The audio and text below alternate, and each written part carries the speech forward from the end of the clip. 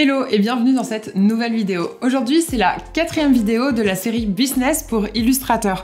Alors, dans les vidéos précédentes, si tu n'as pas suivi, d'ailleurs, je t'invite à aller les voir, nous avons eu comment un peu définir son offre, définir exactement ce qu'on voulait faire en tant qu'illustrateur. Après, on a appris à prospecter, donc j'ai fait toute une vidéo sur la prospection et les différents moyens de prospecter. Et dans la vidéo d'avant, que j'ai d'ailleurs séparée en 2 vidéos, nous avons eu la facturation et la cession de droits d'utilisation. Donc si tu n'as pas vu toutes ces vidéos, je mets les liens juste en dessous dans la description et puis ça s'affiche aussi ici pour la playlist Business pour Illustrator. Donc n'hésite pas à aller les voir pour pouvoir comprendre de quoi on parle aujourd'hui. Bon après, c'est un sujet qu'on peut aussi prendre à part, il n'y a pas de problème. Donc si t'as pas vu les autres, mais bon, regarde-les puisque c'est une série, ça va ensemble. Donc allez, c'est parti pour aujourd'hui. Donc être à son compte, c'est pas forcément faire que du freelancing. En fait, être freelance, c'est un certain moyen de gagner sa vie, de gagner de l'argent, mais c'est pas forcément le seul moyen de gagner de l'argent, du coup, quand on est à son compte. Faut bien différencier ça. On a la chance d'avoir un métier avec plusieurs canaux de revenus possibles, donc ça j'en ai déjà parlé dans une ancienne vidéo, donc n'hésite pas à aller la checker juste là.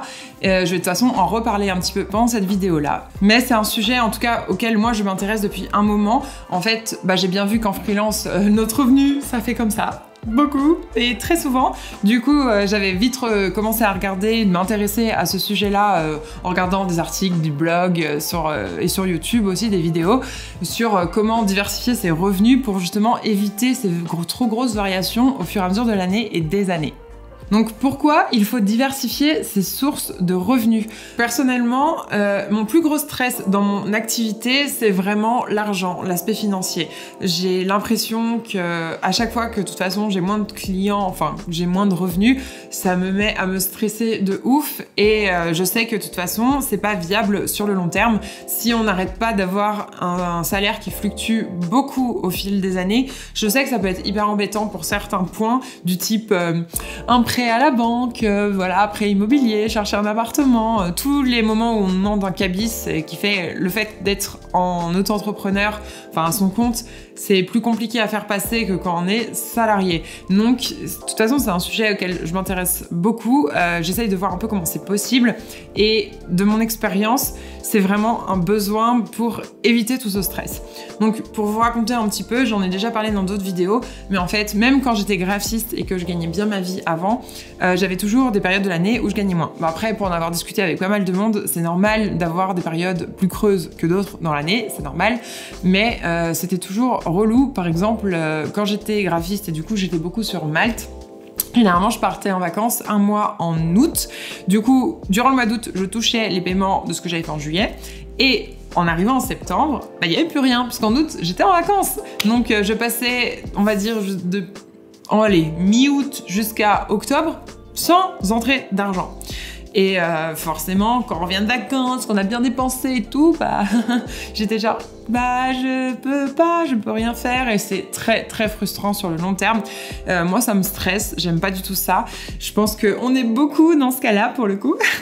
Et aujourd'hui, c'est encore plus fort. J'en ai pas mal parlé dans ma dernière vidéo. Si tu l'as pas vue, tu peux cliquer juste là. Le fait de changer d'activité, de, on va dire, revoir mon offre et vraiment ce que je veux faire pour gagner de l'argent. Là, j'ai mes revenus qui ont énormément baissé ces 3 derniers mois. Donc, j'essaye un peu de remédier à ça. Et heureusement, quand j'ai commencé à faire mon pivot, j'ai mis en place plusieurs canaux de revenus. Donc, en tout et pour tout, aujourd'hui, j'en ai 6, voilà, que je dise pas de bêtises. Du coup, j'ai fait, en plus du freelance, d'autres choses qui peuvent me rapporter de l'argent. Donc, c'est moins que des missions freelance. Encore, ça dépend desquelles. Mais au moins, ça me permet d'avoir quelques euros par-ci, par-là, qui au final, en faisant l'addition des 6 canaux, ça reste un petit coussin, une petite bouée qui est pas si mal. Donc, en tout, j'ai du freelance. Donc, comme j'ai dit, j'en ai eu moins en ce moment, mais il y en a eu quand même. Du stock illustration. Les revenus YouTube, du coup c'est AdSense, c'est Google AdSense qui paye, ma boutique en ligne, l'affiliation que je fais avec certaines marques et des partenariats ponctuels. Donc là, ça fait 6 et je suis en train de travailler sur 2 nouveaux canaux de revenus. Donc comme je disais, il y en a certains qui sont très très petits, du type ma boutique en ligne ou Adobe Stock. C'est des petits euros par petits euros, mais c'est quelque chose qui se travaille de toute façon sur le long terme. Je sais qu'Adobe Stock, pour le moment, c'est pas grand chose, mais plus je vais rajouter d'illustrations, plus ça va monter. Et les partenariats, c'est plus comme du freelancing, c'est des clients ponctuels, du coup, c'est mieux rémunéré, mais ça me permet, on va dire, de compléter les mois. Donc, effectivement, le paiement pour l'affiliation au partenariat n'est pas du tout le même que la boutique ou les stocks illustrations. Et YouTube, c'est... Je dirais pas que c'est de l'affiliation, mais c'est un revenu passif. Ça monte un petit peu au fur et à mesure des mois. Ça reste pas encore grand chose. Je sais pas si un jour j'arriverai à vraiment avoir un bon revenu qui se dégage de YouTube, mais pour le moment, c'est toujours ça. Et du coup, en faisant l'addition de tous ces revenus-là, c'est plutôt cool. Donc, imaginons, là, j'enlève le freelance parce que je vais le mettre à part. Là, on parle vraiment des autres canaux. Vous avez à peu près 100 € dans chaque canal. Donc forcément, 100 € tout seul, c'est pas grand-chose. Mais si vous avez 6 canaux de revenus à 100 €, ça vous fait toujours une base de 600 € tous les mois. Voilà. Du coup, le but, c'est d'augmenter certains canaux. Il y en a qui sont beaucoup plus faciles à augmenter que d'autres. Type, les partenariats, c'est plus simple parce que c'est des missions clients. Du coup, il faut juste essayer de trouver des nouvelles personnes pour faire des partenariats. Que les stocks illustrations, c'est beaucoup plus compliqué. C'est complètement faisable. Hein. C'est faisable sur 1 an, 2 ans si on s'y met à 100%. Moi, j'y suis pas à 100%. Du coup, ça prendra beaucoup plus de temps. Mais par exemple, voilà, pour reprendre mon exemple de 600 €, 600 €, ça paye mon loyer. Du coup, c'est plutôt cool de savoir que j'ai ce petit coussin qui est petit aujourd'hui, qui est là pour, on va dire, sauver mes fins de mois. Là, c'est quelques exemples que j'ai donnés, c'est les exemples que moi j'exploite, mais bien sûr, il y en a d'autres dont j'ai parlé dans une ancienne vidéo sur les revenus passifs, justement. Pareil, si tu l'as pas vu, va la voir ici. Et dans cette vidéo, j'avais parlé aussi de l'édition, le fait de faire des livres, tout simplement, en illustration, ou même en auteur, ou encore Patreon, qui sont aussi d'autres revenus passifs. Il y a pas mal d'artistes, du coup, maintenant, qui sont sur Patreon. C'est encore pas très connu, mais tout à fait exploitable, et du coup, qui mettent plusieurs paliers, dans le sens où on paye différents abonnements en fonction de ce qu'on veut avoir comme contenu, et tout additionné à la fin, pour l'artiste, c'est toujours un petit revenu en plus. Généralement, de ce que j'ai vu, les personnes avec qui j'ai discuté, en tout cas qui ont un Patreon, ça se situe entre le plus bas 100 € jusqu'à 500 €. Donc c'est pareil, c'est toujours ça. Si vous faites un Patreon plus un YouTube plus un produit digital plus une boutique en ligne plus du freelancing, vous en avez déjà 5. Et donc, c'est ça qui est intéressant, et c'est là-dessus, en fait, qu'on va penser long terme. Dans le sens où, en mettant tout additionné l'un à l'autre, il y a des périodes où ça va mieux marcher pour un et des périodes où ça va mieux marcher pour l'autre. En fait, le but, c'est d'éviter l'énorme creux de 0 € dans le mois. Donc c'est l'un des meilleurs moyens d'augmenter son salaire à long terme, tout simplement parce que, par exemple, les stocks, comme je vous disais, pour l'instant je gagne très peu avec les stocks, mais j'espère que d'ici quelques années, force d'en avoir de plus en plus et des choses qui se vendent sur le long terme, d'essayer d'étoffer le revenu que je me fais avec les stocks. Alors, comment commencer la diversification de ces sources de revenus? Alors, le point 1, le gros point global, c'est l'organisation. Forcément, plus on a de sources de revenus, plus il faut s'organiser pour pouvoir accorder du temps à chacune d'entre elles. Forcément, c'est de l'investissement. Comme je disais, il y en a qui sont plus faciles que d'autres. Il y en a qui sont en one-shot, il y en a qui s'établissent sur le fil des années. Il faut juste trouver un petit peu de temps pour pouvoir travailler sur chacune d'entre elles à un certain moment. Donc moi je dis, c'est toujours OK, et même c'est... Je pense conseiller même de commencer par du freelancing. De toute façon, quand on se met en auto-entrepreneur, c'est cool de pouvoir commencer par du freelancing et de proposer plein de choses différentes, tout simplement si on a envie de connaître un petit peu mieux ce qu'on aime faire et ce qu'on aime moins faire. Moi, c'est ce que j'ai fait quand j'ai commencé en tant que graphiste. Je prenais tout ce qui passait, parce que j'avais besoin de thunes aussi à l'époque, faut pas mentir. Et du coup, ça m'a permis de savoir exactement à chaque fin de mission, ça, j'ai adoré, ça, sûrement pas, plus jamais de la vie. Du coup, j'ai pu, on va dire, rectifier un peu mes offres et faire cette espèce d'entonnoir pour savoir exactement là où je vais aller et surtout ce que je voulais proposer. Et du coup, si vous faites du freelancing en premier et qu'au bout d'un moment, au bout de quelques mois, le freelancing commence à bien fonctionner, que vous voyez que ça vous rapporte de nouveaux clients et que les clients aussi reviennent régulièrement, c'est à ce moment-là qu'il faudrait considérer d'avoir d'autres sources de revenus. Bien sûr, tous ces canaux de revenus, vous n'êtes pas obligé d'attendre quelques mois dans le freelancing, hein, vous pouvez vous y mettre bien avant, en étant au lycée ou en études, enfin tout ce qui est stock, illustration, tout ça, faites-en, hein, franchement, si vous avez le temps et la motivation, c'est même conseillé parce que plus tôt vous commencerez, et surtout pour les choses qui s'établissent sur le long terme, bah au bout d'un moment, vous allez avoir les résultats, quoi. Donc dans les conseils que je donne pour savoir comment commencer, le premier, ce serait savoir ce que l'on veut faire. Il n'y a pas besoin de tout vouloir faire en même temps, c'est pas du tout une obligation. Si vous voulez vous concentrer sur un canal puis un canal, c'est tout à fait possible et ça permet aussi d'avoir moins de charge de travail en même temps puisque vous n'êtes pas avec votre tête là à essayer de tout faire à la fois. Alors par exemple, vous pouvez faire sur 6 mois, par exemple, que les stocks ou que sur 6 mois que du YouTube ou sur 6 mois que du Patreon. De toute façon, personne ne va vous en vouloir si vous voulez changer les choses au fur et à mesure, si vous voulez tester de nouvelles choses aussi. De toute manière, c'est même conseillé et puis c'est comme ça que vous allez trouver ce que vous avez vraiment envie de faire et ce qui vous plaît surtout à faire sur le long terme. Pour donner l'exemple des stocks d'illustration, on va dire que je vais me donner 6 mois et sur 6 mois, je vais faire que du freelancing parce que c'est quand même ça qui me rapporte de l'argent et en même temps du stock illustration. Donc je me donne un objectif sur 6 mois. Alors je regarde en même temps mon ordi parce que j'ai mis des petites notes. Si je dessine un petit peu chaque semaine pour travailler sur des nouvelles illustrations de stock avec une moyenne de 2 jours par semaine, donc en gardant 3 jours pour faire du freelance donc avec des clients et 2 jours pour moi pour du stock illustration, au final je peux faire 10 jours par mois d'illustration, ce qui est plutôt très très cool, et avoir au final des 6 mois au moins 60 jours d'illustration. Donc en 60 jours, combien d'illustrations pouvez-vous faire ? Donc ça, c'est à vous de me répondre. Donc si je prends mon exemple, par 3 jours, je pense que je pourrais réussir à faire des packs d'illustrations. Sur Creative Market, il y en a énormément des packs justement avec plusieurs illustrations qui vont ensemble sur le même thème. Donc je me donnerais 3 jours pour faire un pack. Donc au final des 6 mois, j'aurai 20 packs d'illustrations. Ce qui est énorme. La plupart des gens sur Creative Market, justement, ont une vingtaine de packs ou plus d'illustrations et il suffit qu'il y ait 5 packs qui se vendent très très bien.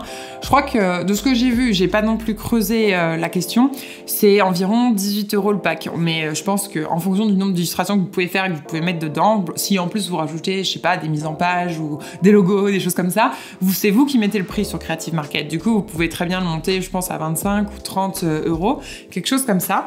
Donc au final, avoir une vingtaine de packs, c'est énorme sur 6 mois. Donc n'oubliez pas de diversifier les packs, faites des choses avec les événements dans l'année, Noël, les vacances, la rentrée, tout ça.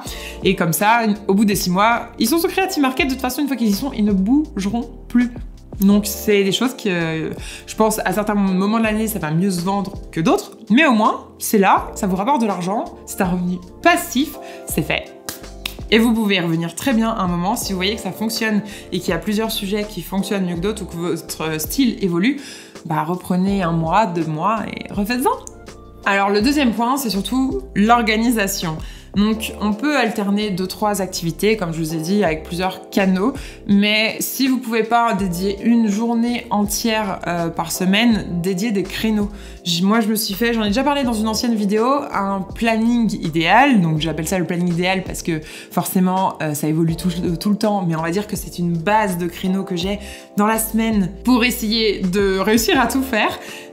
Donc n'hésitez pas à essayer de faire ça pour pouvoir un peu évaluer au final combien d'heures vous passerez sur du freelancing, combien d'heures vous allez passer sur du stock, combien d'heures vous allez passer sur votre Patreon ou sur YouTube, n'importe.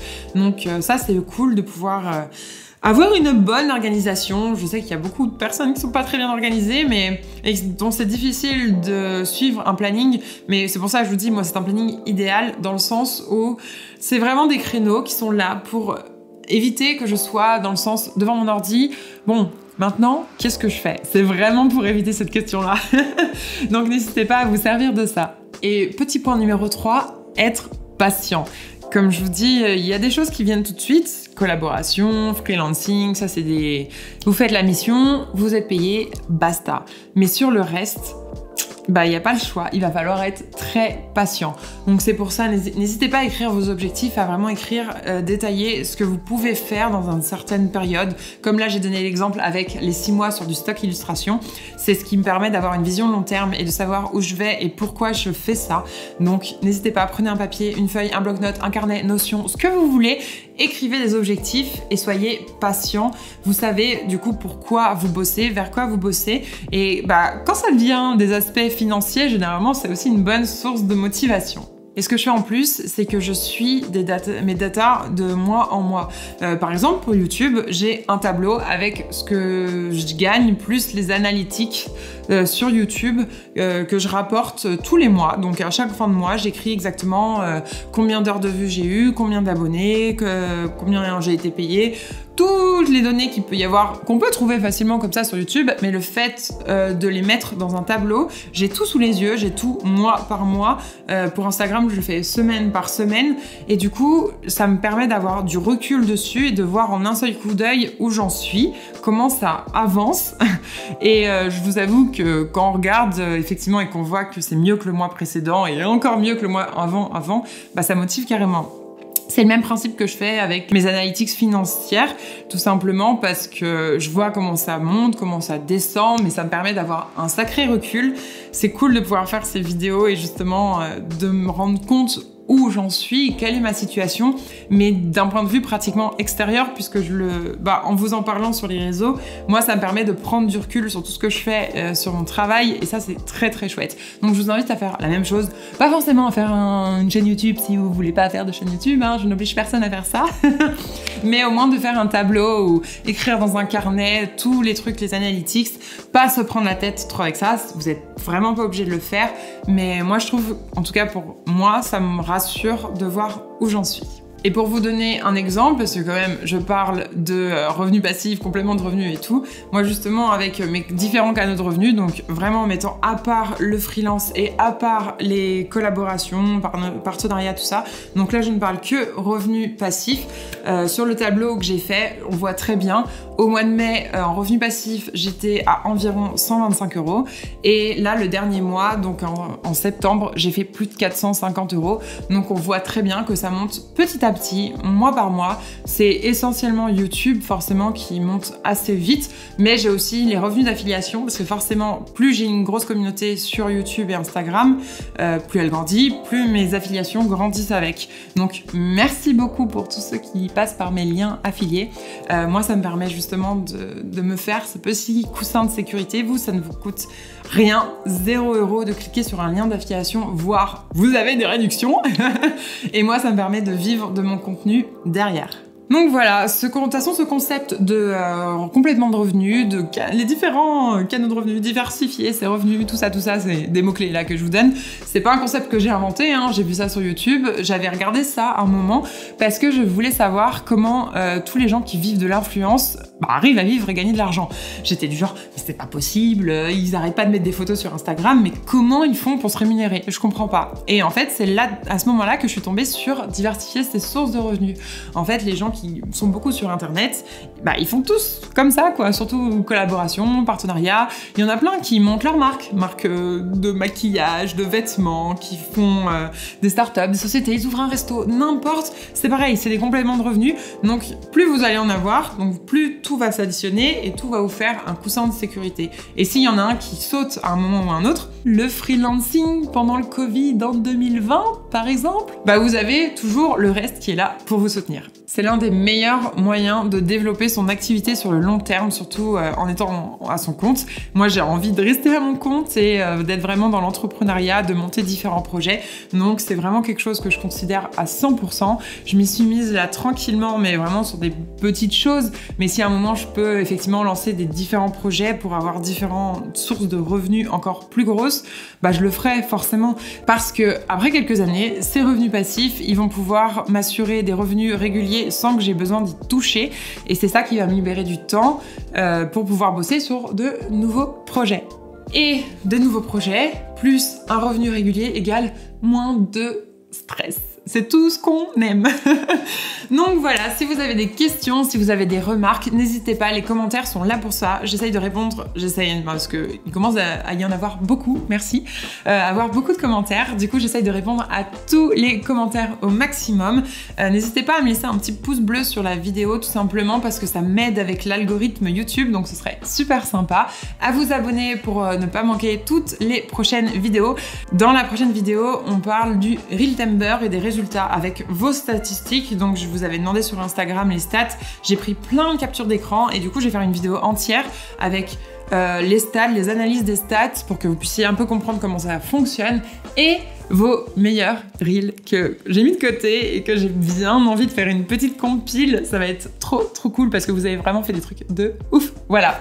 Bon allez, c'est tout pour aujourd'hui. Merci beaucoup. À la prochaine.